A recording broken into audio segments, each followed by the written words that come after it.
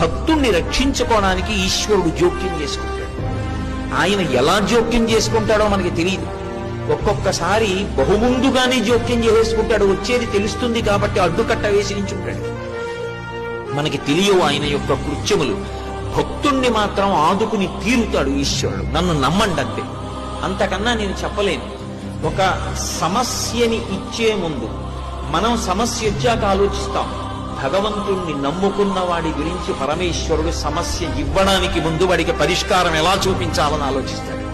నన్ను నమ్ముకునున్నవాడు వాడు పాడైతే, అందుకే భాగవతంలో అష్టమ స్కంధంలో అంటాడు, వాడు నా కొరకు రక్షింపవలయువాడు. వాడి కోసం వాడిని నేను రక్షించట్లేదు, నా కోసం రక్షిస్తున్నా. అటువంటి వాడు పాడైపోతే లోకంలో భగవంతుడున్నాడు అని ఎవడు నమ్ముతాడు? నమ్మడు. నేను ఉన్నాను అని నమ్మాలంటే నన్ను నమ్ముకున్నవాడు పాడవడానికి వీల్లేదు. వాడి కోసం రక్షించట్లేదు, నా కోసం